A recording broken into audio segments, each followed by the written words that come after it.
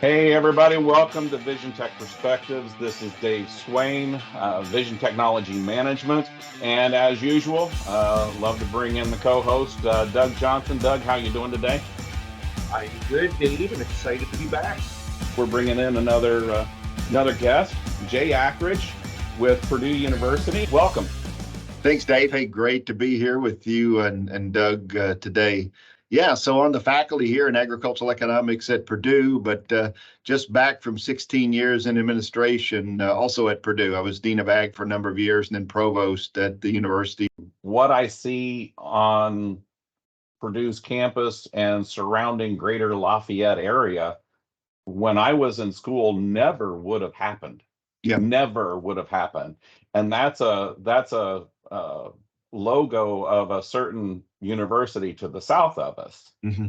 And that's IU, Indiana Mm-hmm. University. And the reason I bring that up is because now Purdue collaborates with a non-land grant university toward medical research. Sure, you bet. And that's the cool thing that we're starting to see again.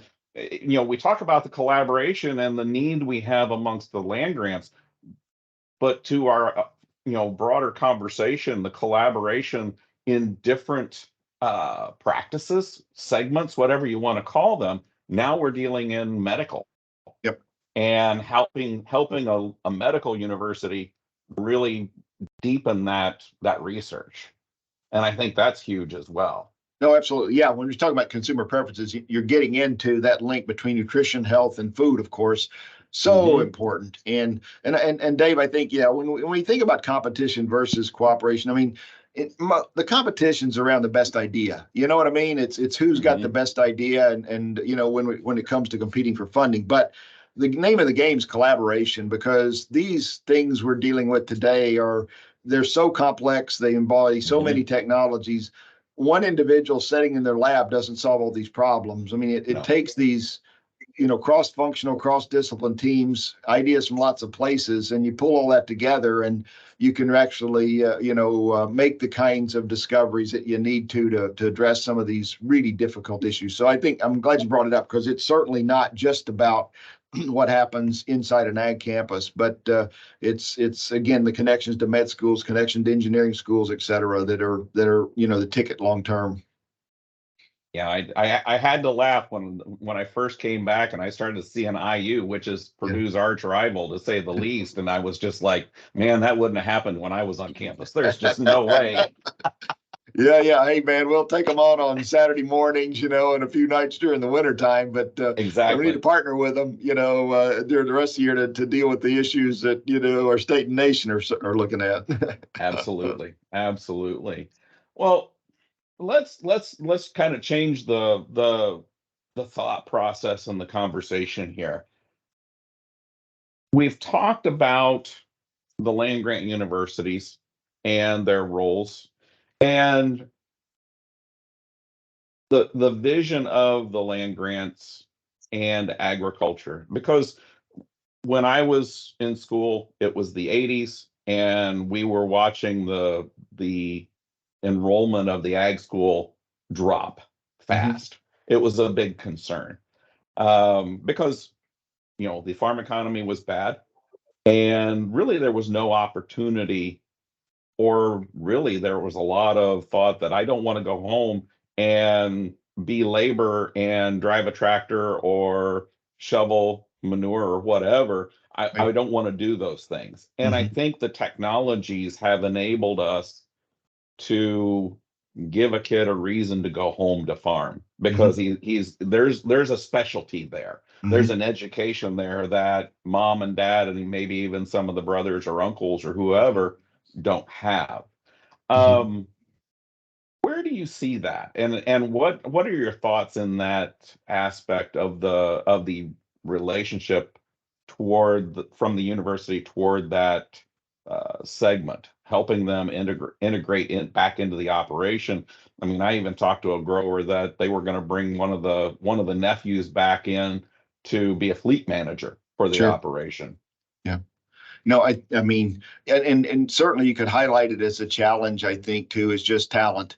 I mean, the competition, again, it's a bit cliche, but it's absolutely true. I mean, the competition for talent is intense, and it doesn't matter what industry you're in, and making sure agriculture is attracting the kind of talent we need to solve all the things we've been talking about is a big issue going forward. And because I think too many have this stereotypical view of what ag is and what ag's becoming, and trying to help them understand, Doug, through working with groups like FFA to see the kind of opportunities you're describing, Dave. Because increasingly, I mean, you both know how difficult an issue labor is on farms, and I'm talking about manual labor. So technology is replacing it just about as fast as we can deploy it. Whether you're talking robotic milkers or whether you're talking about autonomy in a grain production operation, which then means the people that are managing that are going to spend their time doing something other than those manual tasks.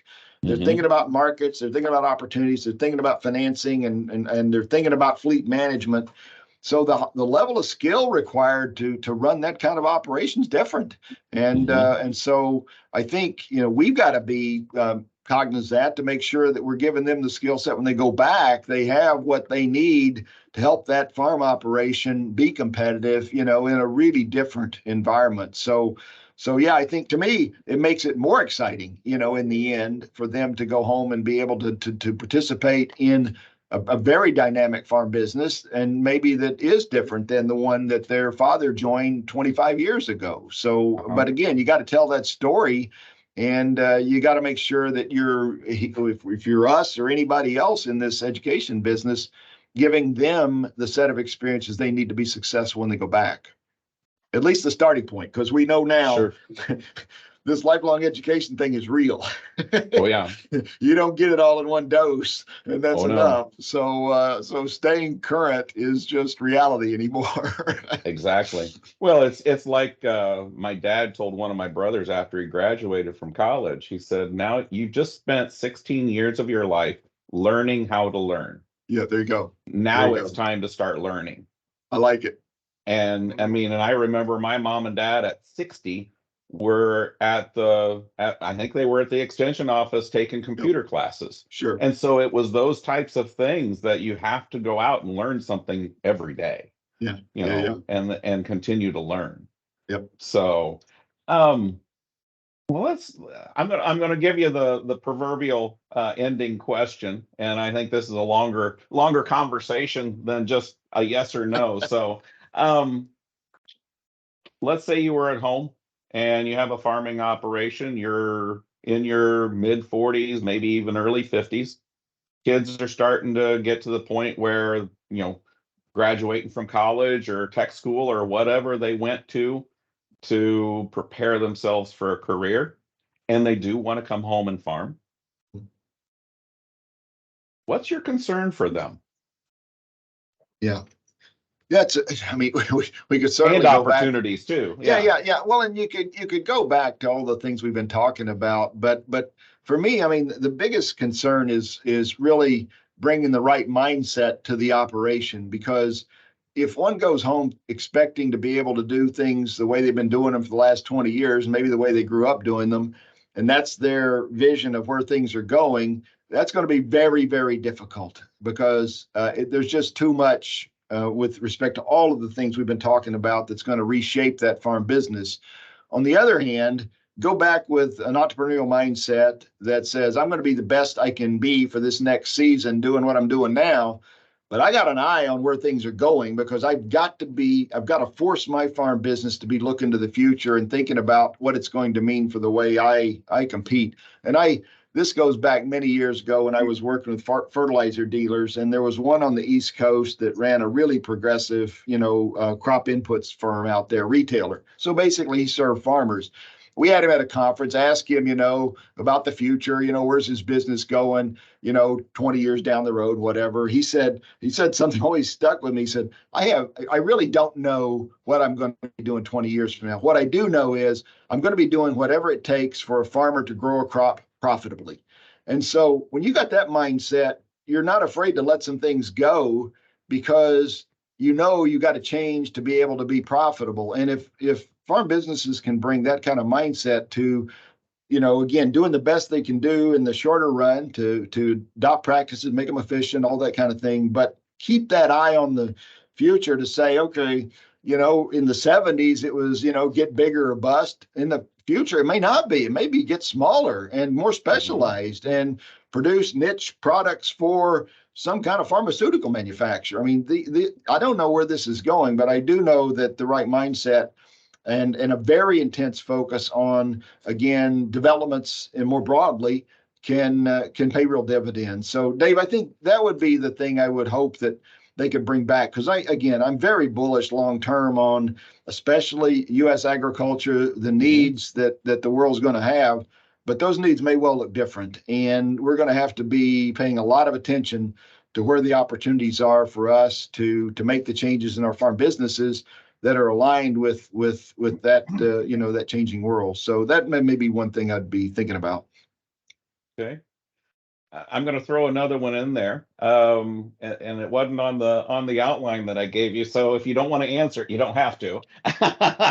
But it is an economics question. Sure. And you in your answer about the family farm and the concerns brought a conversation that Doug and I have had up in my mind, and so I wanted to kind of throw it out to you and get your perspective on this, because we're hearing that the economics, today's economy is starting to look very similar to the 80s. Mm-hmm. And to your point, when those economics was get bigger or bust, but it was also being able to produce more. Mm-hmm. And it was producing your way out of the 80s. Mm-hmm. And that was how we were profitable at the Mm-hmm. time.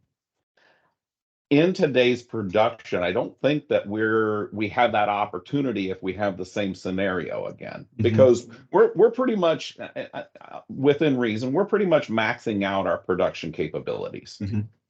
So what do you see as that mentality that we're going to have? And I think part of it is the answer you gave, but I want to maybe broaden that out a little bit.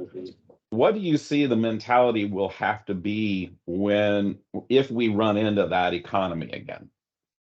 Yeah, well, I think that the biggest point probably be it's not going to be just about scale. I think that's the point. And again, there's no question that scale is going to matter and being efficient is going to matter. But if I'm a Midwest crop producer, I may well find that changes or lack of water in the West is going to shift vegetable production east. I mean, I'm making some of these things up, but you understand my point. And that may mean that smaller specialty production may be way more profitable for me than another 1,000 acres of corn. Okay. Yep. So and or corn with particular attributes and or beans with particular attributes may be, again, much more profitable on a smaller acreage because I'm having to do more specialized kinds of supply chain management for that crop. And again, there's nothing new about that. We've had a lot of those kind of things that I think have been out there. Some producers have grabbed them. Some producers have decided not to. But it just, from my standpoint, looking forward, we're going to see more of that. It looks like to me that this crops as industrial inputs for various types of products. Maybe we haven't been, in addition to crops as food. And again, what that might mean for how we produce is going to matter a lot. And it again, this gets back to that point earlier. It just may not be buy a bigger tractor, buy more land, do the same thing. It may be that I'm doing something different on again, maybe a few less acres long term again. So anyway, and that's mostly on the crop side. The animal sides, the scale issues, that's already that one's in a different place, I think. Yeah. Yeah. To say the least. Yeah. Well, and the influences of policy, who happens to be in the White House or Congress or whatever, all plays a role in all of this and what those focuses will be. As do company practices, because sometimes I don't think we give as much attention to those, but they can be just as directorial, if you will, towards production as a policy. If a particular company wants, as you know, a supply chain attribute, they're going to find a way to get it. So, Excellent. Doug, have you got any other questions? I think no, but This is a great discussion, Jay. A couple things that really stood out. I loved how you phrased the mindset of lifelong learning. And this is the quote: don't be afraid of letting some things go.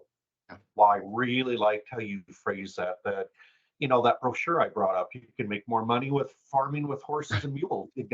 There's not a lot of blacksmiths in rural America right now, right? No. And the problem is the speed of change is coming so quickly that is a struggle. What do I keep and what do I let go? Just like Yep. Earl Butt, Secretary of Ag, said back in the 70s, get bigger, get out. Yep. But how you phrased it is maybe our future is we focus on getting better Mhm. before we get bigger, Right. if bigger is the option. So this has been very good discussion, Jay. I appreciated your viewpoints. I appreciate the opportunity to join you two today. It was a lot of fun and awfully important questions, and fun to kick them around with a couple of folks that are in the middle of this technology business. Jay, do you have anything else to add, or what? Did I miss something? No, you asked, I mean, again, some really, in my mind, awfully important questions that all of us need to be thinking about. And like I said, it's awfully easy to say that, this business, the speed of change is faster than ever, and that's cliche, but I think it is. And I think that, we're on the front edge of so many of these developments. The timing is what's going to matter, and when to get in, and how big to get in, all those questions. And I think producers have demonstrated an ability to do that over time. And again, I think that's where we are today, of having that mindset of being as good as we can possibly be in the shorter run, but keeping our eye on the ball long term in terms of where some of these things that we know are happening, how they're playing out, and when they're really going to come home, and we need to be a part of them. And we appreciate your time today. And Excellent. we'll look forward to maybe having another one of these sometime in the future, and discussing some different things as we move this forward. As I usually say, you have to be you have to be strategic about your thinking, develop the tactics to accomplish the goals, but intentional to being successful. So thank you for your time, and we appreciate it, and we look forward to hearing feedback and having you listen the next time. Appreciate it. Have a great day.